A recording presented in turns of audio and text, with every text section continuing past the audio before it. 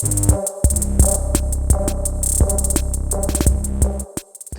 Black Panther movement was founded. Prominent among the founders were Bobby Seale, who is its president, and Huey Newton, after Eldridge Cleaver, probably its best-known champion. In recent months, of course, the Newton wing expelled Eldridge Cleaver, who is living in Algeria, so that the Seale-Newton wing is nowadays supreme. Meanwhile, the Black Panthers have turned their backs officially on violence as a means of accomplishing whatever it is they propose to accomplish, concerning which we will in due course be enlightened. Huey Newton, you will remember, was tried and convicted of killing a policeman, specifically of involuntary manslaughter.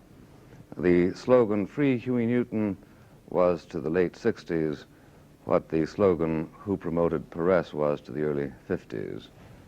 The higher court reversed the verdict on a technicality, and Mr. Newton was tried twice more, the trial resulting in each case in a split jury.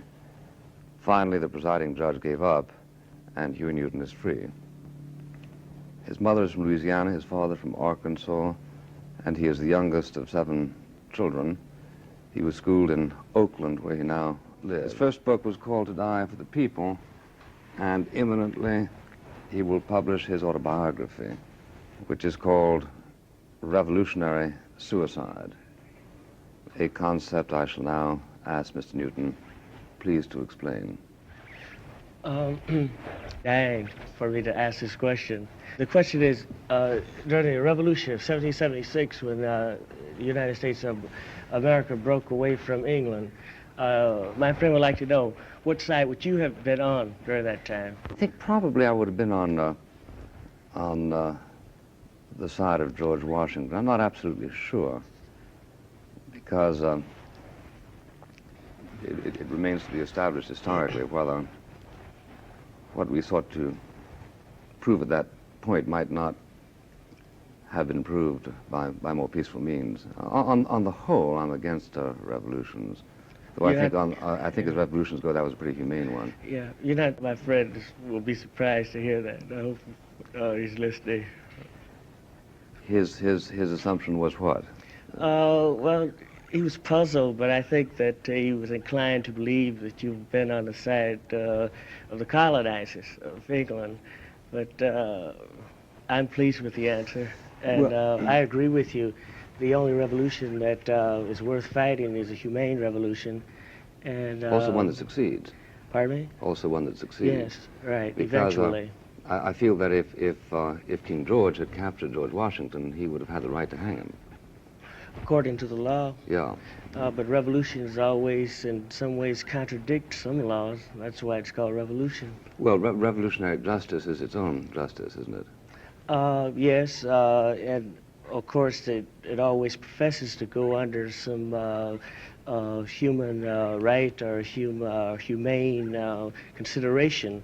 And I think that we can judge revolutions on the basis of how much, in fact, or objectively, people are given a fair, dealt with in a fairer way, and are given more freedom.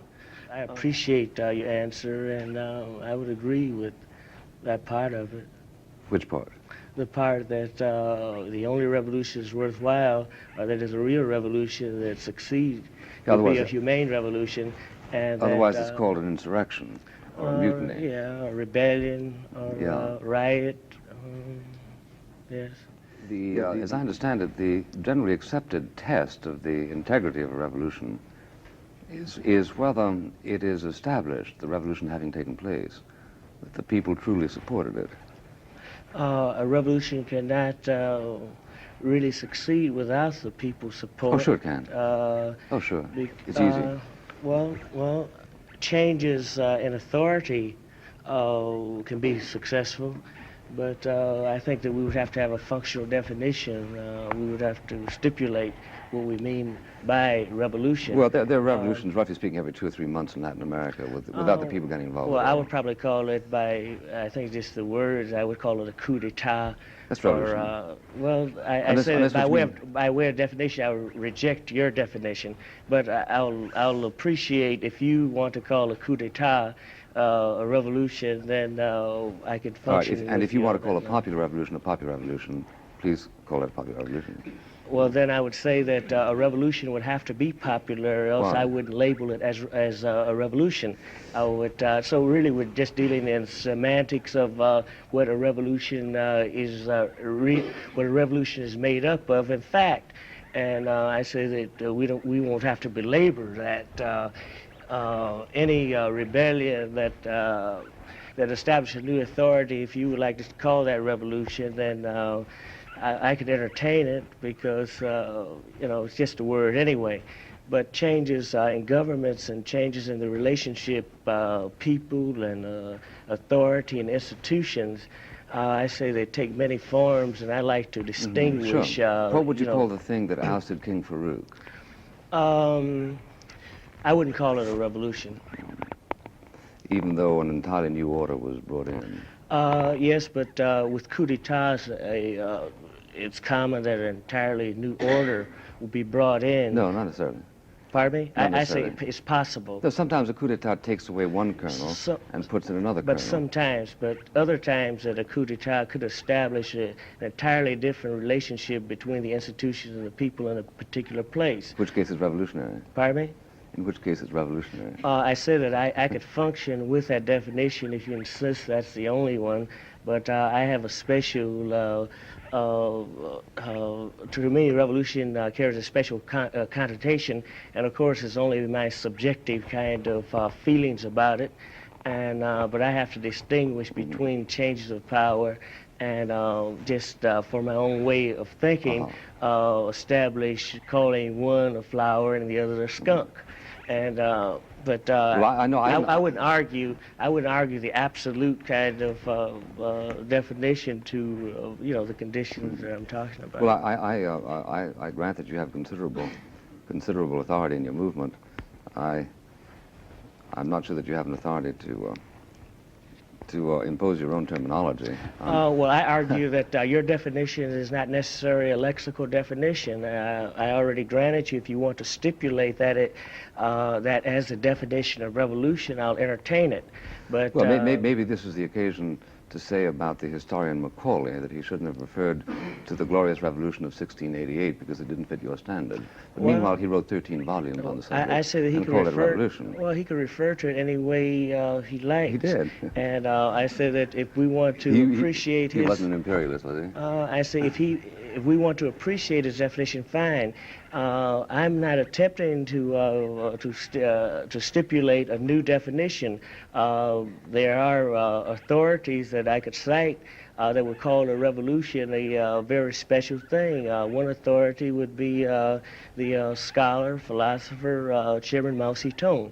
They would only call a people's movement and the overthrow of the authority by the proletarians a revolution. But I wouldn't argue, I wouldn't support Chairman Mao against you in saying that that is the only definition. Unfortunately, with the English language, or the especially with the American language, that's a little different from the English language. It's a pretty vague thing, and you have so many lexical definitions that directly contradict each other. I don't think that we should belabor our audience talking about who has the authority to define a particular phenomenon. Well, not unless we want to. We always can. Do we want to? Let's talk about your practical knowledge. Why did you feel it necessary to expel Eldridge Cleaver? Of course, first that he left the party, and we thought that it was a good time for him to leave because in organizations, parties, and companies, you get very bright, articulate people, and they have great influence upon others, and people are impressed. And I've learned not to follow my first impression as I used to when I was younger. And but when you get a person in who's articulate, bright, eloquent, and also very hurt because of the oppression that he's gone through and driven somewhat sick, too sick to be in that position, but yet with great influence, he leads the whole administration, the whole organization down the drain. By doing what? What was it that led you down the drain? Well, when the party started in October 1966 in Oakland, we had the occasion as a strategy to arm ourselves in a police alert patrol where we would follow the police. We were very careful to follow city ordinance about gun regulation and state law and constitutional right. And but we realized it wasn't a principle of revolution or a principle of the party that you pick up the gun now, and the gun was the only thing that defined revolution. So it was a strategy that was mistook after I went to prison with Eldridge's influence, that the gun was not only the symbol of revolution, it was a revolution. So the rhetoric then only pointed not to our programs where we attempted to organize the communities, the black community in particular, so that we could create what was destroyed through our slavery so many years ago, and that's that comprehensive collection of institutions that we call community. We wanted to establish this, and we had to treat the issues that the people were most concerned about. Now, after I went to prison, then with his influence and much of the respect that I personally gave him, so it's my fault also, that the media, they enjoyed the big sensationalism of the gun this, the gun that. So in many ways that we set ourselves up for the murder that we received, and the violations we received upon our person. And the people then were afraid, no, this is not what we want, when we were not about that anyway. So these are things that we have to live with. Those are the mistakes, and one of the mistakes and one of the contradictions we have with our organization, but you have it with any. You have to be very careful and not be too swayed by just the eloquence of a person, that he should not have ever arrived at that position, which I personally appointed him to shortly after he had gotten out of Folsom Prison. And so Eldridge Cleaver I accept him as mainly my responsibility, that I contributed so much to almost the destruction of our party and so many fallen comrades who are now in their grave or in prison. These are the things that I have to live with. Now, so your point is that his emphasis on the need to use arms damaged the public image of the Black Panther Party. And the effectiveness and organize the community, because only the people make change, that sometimes I call a revolution, that all an organization or party can be is a vehicle or a spark to get popular support, and then the people carry out changes such as they desire. Mm-hmm. And your organization, of course, will be ineffective if your spark is in the wrong direction. If that's in left field and the wheat is in right field, then you get no place. But then you could have the spark in the same field, and the spark then will be consumed by the enthusiasm of the people, and the organization will become less important. Now, if Eldridge Cleaver were to return to this country and challenge your leadership, are you quite confident that you would win any test of popularity against him? Well, many people consider me a leader. Really, I don't. We probably could argue about that, what that means. If it means what most people, especially my friends, think that it means, or I think that they entertain the meeting, I reject that. I'm not a leader. I view myself as somewhat of an organizer, as humble as I may be, that I've learned how to start to organize people so that they can protest, and they can somehow get what they want. And of course, that I only indulge with those people where I have a subjective support for them in the first place, and we deal with the objective kind of situation to see what changes can be made, what changes I see that I could support, because some that changes that I don't support, and then I wouldn't call them a revolutionary change. That's my subjective definition. So I'm not a leader, I'm an organizer, and that's the way I work. I'm not a speaker even. I'm terrified of cameras, radios, and large groups. I only pretend that I'm not, and that's why I'm so belligerent with you and forceful and aggressive. That's to hide my fear. So you think that your organizing talent would result in a victory over Eldridge Cleaver, not your forensic talent or your theoretical... Well, if Eldridge Cleaver was able to, just hypothetically, to organize the people, then that would be a statement where then history would denounce me and justify him, or else history would justify my way of doing things, or my influence in the party, because really it's the party that really make things move, that I'm influential.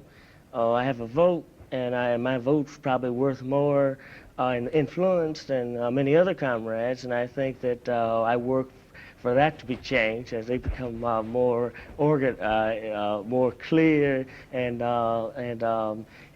gather the expertise in organizing, because that will make us all stronger. So it wouldn't be a fight. I can't, after I stretch my imagination, I can't conceive of a fight between Eldridge and myself for leadership of anything. If Eldridge, in other words, if the party, that particular group of people, they know her very well, if they said that, well, I think that Eldridge Cleaver is his rightful place, then I would bow out.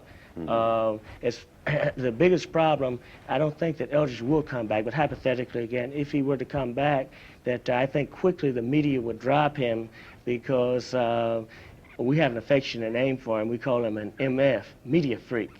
And so the media then, they created this kind of ghost split. They listen to him, and then they give some credence to Eldridge Cleaver as a representative of a small, large party or faction. But we can't, the people in all of the cities in the country can't ever find any small cult, party, or anything. He has other imps who will, as soon as a news reporter comes and puts the camera up, he starts talking, and then what's created is what I call a media organization. It's a little different than a paper organization, but we're in a push-button world now. So, right. Yeah, well, now, given your organizing talent and your